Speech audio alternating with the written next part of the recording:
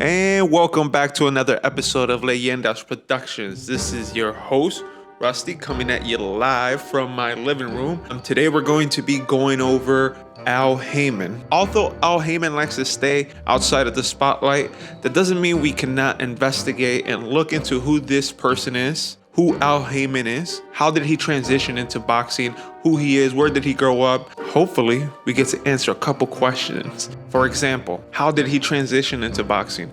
Where did he grow up? Where did he get his education? All of that we're going to be going over today. So strap on in. We're back. We're absolutely back. As you can see, we're uploading weekly, and these videos will be possibly every 2 to 3 weeks. But today is the Al Haymon deep dive video. Strap on in because we got a lot to go over. Al Haymon was born in Cleveland, Ohio on April 21st of 1955. He grew up in Cleveland and graduated out of the John Adams School in 1973. After graduating in 1973, Al Haymon attended Harvard University, where he would earn a degree on economics and business administration, laying the foundation for what would be an extremely successful career in music promotion and in sports promotion. It is in Harvard where Al Haymon gets a taste to what is event organization and a taste to what it is to be a music promoter and put it on a show. This small spark of success would turn into a giant blaze. As he would progress through his career, he would go on to promote artists such as Whitney Houston, Mary J. Blige, MC Hammer, and New Edition. Whitney Houston is selling out stadiums. Thousands upon thousands of people are showing up, and he has to make sure around the planet that all of this goes successful enough where they all make money. This is important because I will cover this later. His specialization was tour management, concert promotion,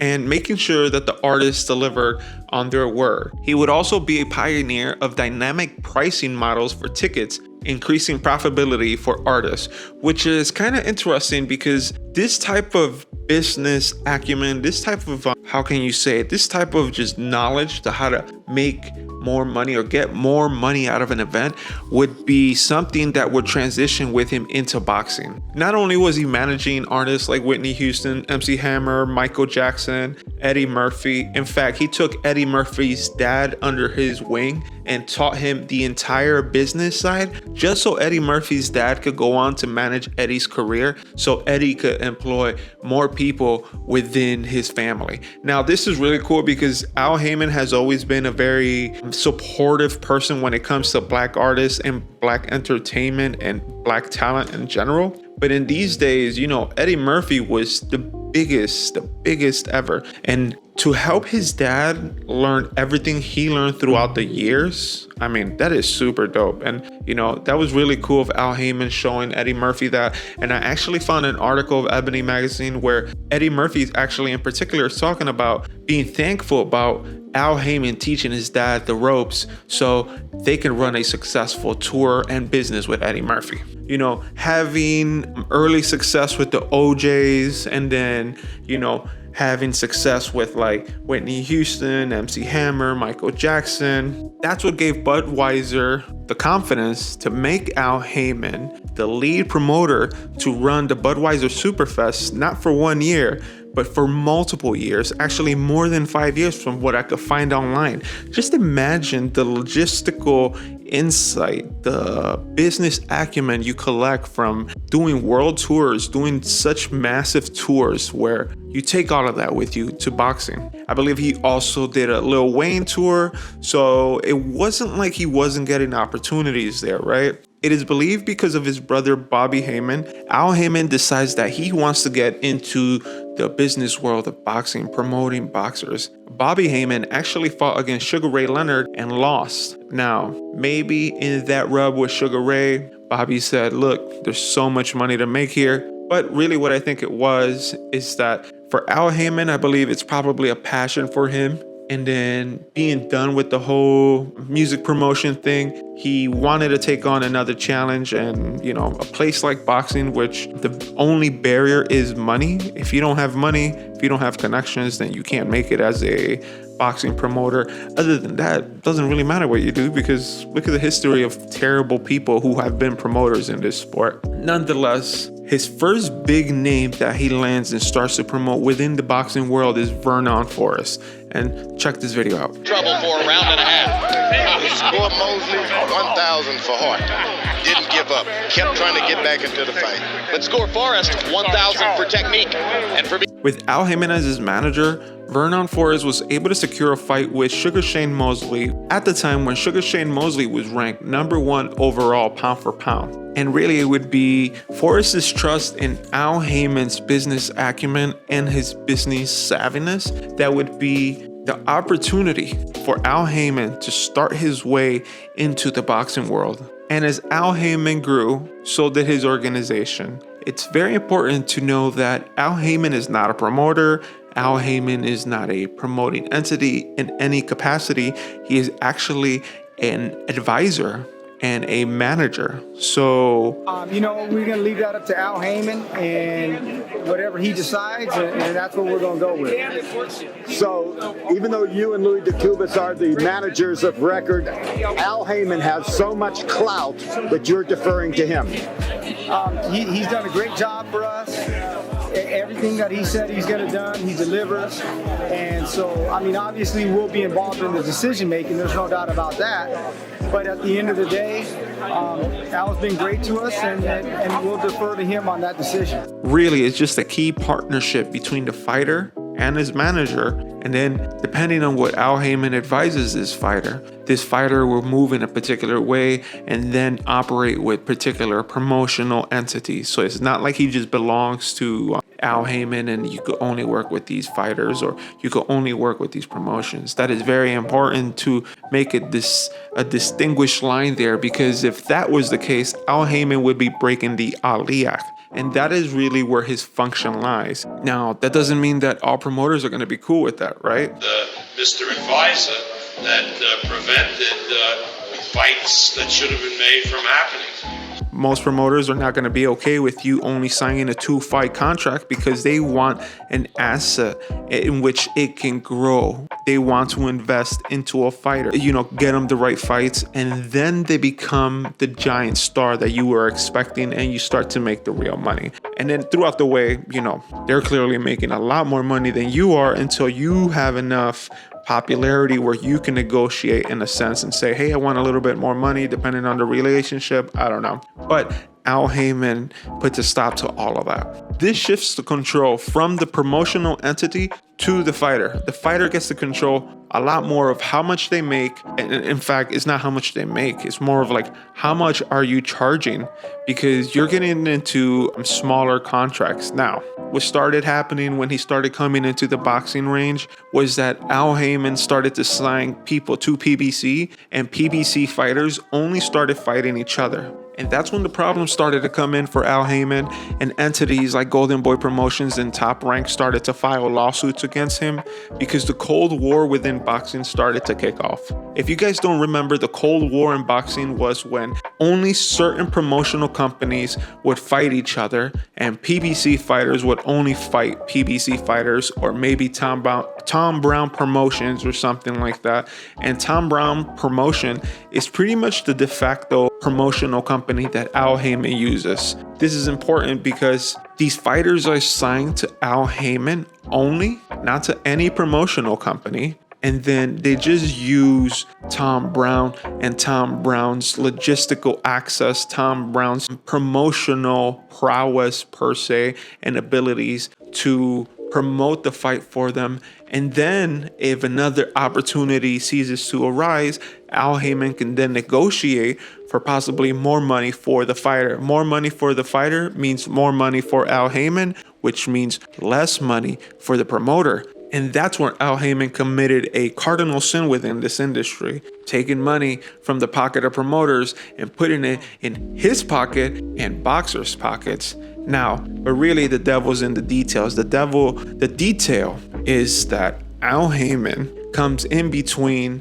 the fighter, the promoter, he slides right in between as a manager, right? Renegotiating some of these contracts and taking money that would normally be taken by the promoter. Let's say you have a promotional company that takes 100% of what a boxer is given and then gives 20% to the boxer. Then a guy like Al Haymon comes along and tells you, look, you don't have to be getting 20%. What if I tell you we can get 50%? But here's the deal. He gets 50%. We get 50%. You get 30, I get 20. What do you think the boxer is going to say? You think they're going to be like, no? As Al Haymon progressed through his career in boxing, he would go on to break grounds that no other promoter had done in recent years.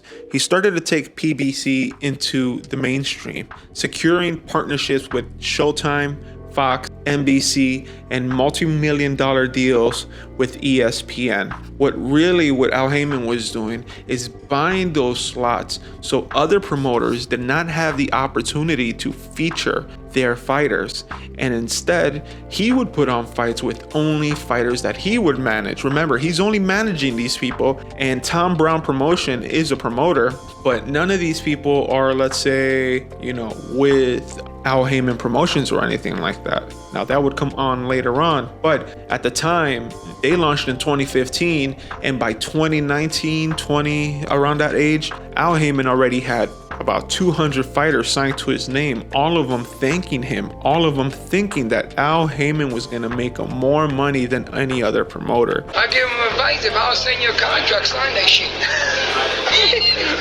Shit, ask Panterita. He'll tell you, Figueroa asked. They would hesitate. I said, you better sign that motherfucker. You sure? I said, sign that shit. You never regret it. Do we regret it? Fuck no. You're probably making millions of dollars right now. That's where I think there's a slightly sinister aspect to the way possibly Al Haymon went about promoting. And then, you can't blame the guy. What are you going to do? Not increase the amount of people that you manage and stuff like that? The payout wasn't to be featured on Showtime. To be featured on Showtime was just a means of exposure for his product, which then he would hope to increase the value by being featured on Showtime to later sell opportunities to other businesses to be featured on, let's say, Mayweather Shorts or on The Ring, or to be a sponsor of the show, stuff like that. And all of that stuff gets worked out with the network. So given his knowledge in the music industry, really, Al Haymon was a giant shark coming into a pool where the biggest sharks at the time was Top Rank and Don King. But Al Haymon would not go through this journey without facing a bit of controversy. As we touched on before, he has been sued by Golden Boy Promotions and Top Rank. You got to understand, Haymon is a cancer in boxing. There's something abnormal about him. That's a cancer that's hurting the sport. You can't say that about any other promoter. The truth is, there's more stories talking about how Al Haymon is a real cool guy than there is stories about talking about how Al Haymon is a bad guy. Al Haymon is a great man. He's a love man. I don't care what people say. People only say things about him because they don't know it. They ain't never seen it. So the only people who are talking about Al Haymon is a bad guy is actually the promoters. And there's a handful of fighters. Adrian Broner has sometimes gotten drunk and started slandering Al Haymon. But even then, in Adrian Broner's case, which was supposed to be the apparent heir of the Mayweather era, he's been spiraling lately. And really, there's been speculation that Al Haymon had been giving him an allowance so he wouldn't end up in the street. So really, everywhere you look, Al Haymon has been helping folks after another, and not to mention the countless amount of times that fighters have thanked Al Haymon in their biggest moments of their lives, after winning a championship, after winning their hardest fights, after winning their first pro fights, after winning every fight, after winning fights within their own lives. They always thank Al Haymon. And really, I think that is where, it kind of like rubs possibly his competitors in the wrong way, where not only is he doing a good job of making them money, he's also taking care of these people to the point where they highly respect them. They respect them to the point where you can't find articles of him being slandered. Now, I don't know if he had his background scrubbed or anything like that off the internet, which I highly doubt. But what this tells me is that this man is so well liked and so respected that no one's like, slandering him or leaking anything, because they believe that he has his best interests in them. And at the end of the day, if he can make a deal, he's making money. So really, the more people he manages, the better it is for him.